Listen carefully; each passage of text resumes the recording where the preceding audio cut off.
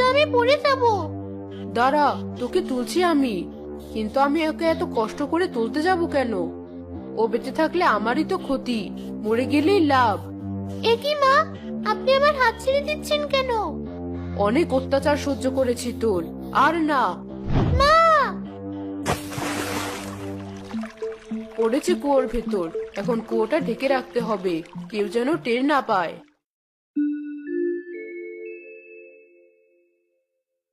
সারা কোথায়? আজ সারাদিন দেখলাম না। সকাল হতেই দেখি ওর ঘরে সব গয়নাগাটি হাওয়া। সারা গ্রাম তন্ন তন্ন করে ওকে কোথাও খুঁজে পাইনি। বিয়ের কথা শুনে পালিয়েছে বোধহয়। কি বলছো এসব? ও তো এই ধরনের মেয়ে নয়। আমার কথা বিশ্বাস না হলে তুমি নিজের চোখেই দেখে এসো।